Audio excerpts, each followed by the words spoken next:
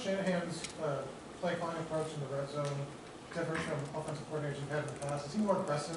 Just kind of talk to me about that style he has when you get close to the red zone. Yeah, I think it depends on the strengths of the offense and how we can attack him best that week. I really like Coach Shanahan's mindset and the way he approaches different plays, and one of the reasons why I wanted to come here in the first place. And so definitely the way that he calls plays and our red zone success has attributed to that, and they've rhymed and merry, and so yeah, coaches definitely play a big part in that. We'll go Zach and then Jack. I asked Aiden this too. You guys have not been shy this year about talking about the expectations you have for yourselves, but were there any moments, whether it's spring, summer, preseason, during the season, when you kind of looked around and it went from ambition to confidence, to just sort of saying, we believe we can do this, and now I know we can do this. Now I know that we're the kind of team that can reach that stage and play at that level. Yeah, I would say, kind of the first, second week of fall camp, honestly.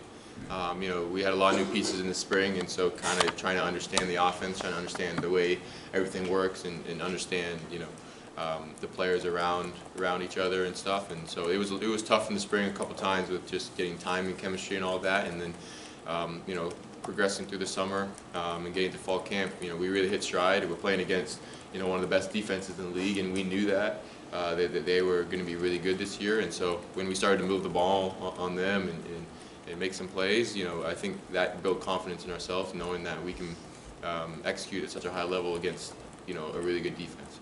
And so that just continued on, and as the season went on, we just really built confidence every week. Jack on your left, and then Zach B. Yeah, Kurtis, it looks like it might snow in South Bend on Friday. What did you learn about facing Purdue in terms of what it takes to handle that, throwing in the snow, things like that, managing that during the game? And do you have much experience of that when you were at Ohio? I actually never played in snow, when it was actually snowing. I've definitely played in some really cold games in my college career. Played at Buffalo last year. That was not fun, but it was I always try to keep the mindset of not letting the environment affect me, and just going out and executing and playing. And if I feel comfortable enough and what I'm wearing, there shouldn't be any issue in everything moving forward. And so I thought that Purdue was a really awesome environment, having the snow fall down in the stadium. That was really cool, and snow games are pretty fun itself, and so looking forward to it if that's the case. Zach B on your right, and then Adam. Yeah, how do you balance kind of just focusing on the game ahead, focusing on Notre Dame, but also kind of balancing that with your sixth-year guy and just soaking in the moment for what could potentially be your final college football game? Yeah, that's a good question. I really have cherished this year, cherished all my years in college, and just knowing that this could be the last possible college game, it definitely comes to my mind. But also I'm taking that as a positive and motivating that this is one more chance to have a great opportunity to play with the guys and this team that's been so successful, and just really using it to motivate me to even more than I already have to go out there and just have fun, enjoy it, and we'll talk about my last college game in 4 games. We'll go third row on your left, Adam, and then Pete. Kurtis, it's been decades since Indiana and Notre Dame have played, whether it's in the building or on campus and in the community. Do you sense a buzz about renewing this rivalry on such a big stage? Yeah, I think so. I think it comes with this game comes with a lot of different things. History, obviously, in-state rival as well, and then just being the first game of the playoff, and so I think all those things combined, just create a lot of buzz and excitement, both inside the building and then outside, and I know we're just excited to get ready and going. Pete on your far left, and then Will. Curtis, I'm curious, what do you like about this offense? What makes it effective? And then how much freedom do you have to change plays? A little bit, a lot? Can you totally go 180 degrees left if you think the defense is vulnerable? Yeah, I think this offense really excels because we have so many different options. We're very versatile. We got a lot of different playmakers that we can just give the ball to and play, and then be able to rotate in for more playmakers. One of the deepest offenses in the country, and guys that are always fresh and always ready to go. And it's just my job to throw and give them the ball. And so I think that's one of the big reasons why this offense is so successful. And then, you know, I know in Purdue I had a couple opportunities to change the play, kind of just completely wipe it. But for the most part, you know, pretty confident that we have answers against any coverage, any look, based on the play that's called. Go Will on your right, and then Seth.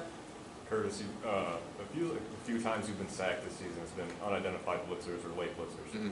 With a team like Notre Dame that's very blitz heavy, have you guys worked on pre-snap reads and kind of call-outs a lot like that?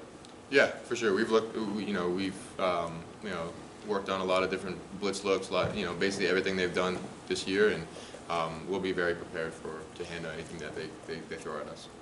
Go Seth on your left, and then Daniel. Hey Curtis, what makes Zach an important part of the offense? And I guess what's his off-field locker room presence like? What's he like as a teammate? Rourke? Yeah. So, yeah, he's awesome. He's one of those guys that you know, will give 110% every single game, every single play. You know, he works harder than anybody I know. You know, I remember watching him when I first got here when he was at JMU, and just you know, wanting to play with a guy like that because he's you know, he's definitely some would say undersized for a tight end, but you know, he makes his presence known for sure, and everyone on this team just really wants to play for him and be on the same team, and he's just a fun guy to be around off the field as well. Go Daniel on your left, and then Todd. I want to say it was Mike Shanahan said that the Irish kind of resemble OSU, and obviously that was not a showing I'm sure you all want to have happen again. I'm curious, when you kind of look back on that, what are the similarities there, and how do you guys kind of want to approach this? Yeah, you know, I think you know, Notre Dame is a very talented team, and Ohio State is also very talented, and they do a lot of good things, and have been able to make some plays on defense, turn the ball over, or turn other teams over, and you know, it's been tough for some offenses to move the ball, and so I think that's similar in the way they do. But you know, I think you know, we left some things out there at Ohio State, and things that have been corrected, and so going into Notre Dame, we're really just looking forward to executing at our level in the way that we know how to. We'll go to Todd on your left, and then the last question will come from Zoom. Kind of a two-part question, Curtis. First of all, what does it mean to you to represent Canada on the football field? And also, as part of that, how is football kind of your path? And also, what did it mean to you the other day to finish in the top 10 in the Heisman Trophy voting?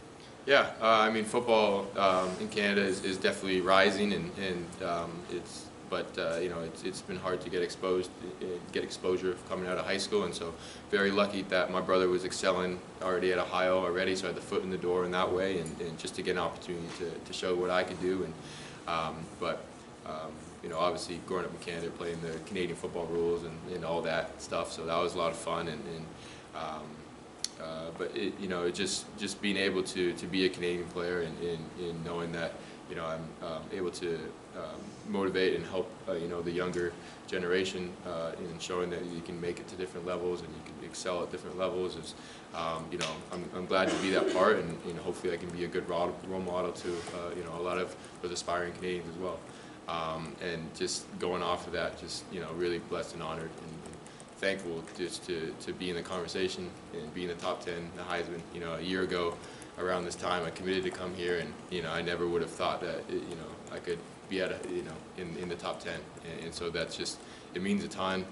You know, a tribute to everything, to the coaches and the players around me to help me get to that point and get to this point, and just ready to continue this journey on. And last one will come from Zoom, Dave Naylor of TSN. Curtis, Dave Naylor here. I know when you committed to Indiana, you said that you weren't even sure you were going to play college football. Have you had any sort of moments along the way where you stopped to think how close all of this came to never actually happening, and how does that perspective, you know, change the way you think about the opportunity that's before you this week? Yeah, you know, I you know, going back to a year ago and deciding to see what was out there in the transfer portal, and then deciding if I wanted to do that or go to the draft and kind of just bet on myself in that way. You know, looking back, I mean, I'm glad I made the decision to come here, but it just showed me and put in perspective, you know, amazing God is, and that His plan is always turns out for good in the end, no matter what it is. And so just trusting Him, no matter what, and that whatever happens this week, that you know I gave Him my all and play for His glory and all, and just be grateful that I'm able to be playing the 6th year at Indiana against Notre Dame. So just very grateful. Great, thanks Curtis. Thanks guys.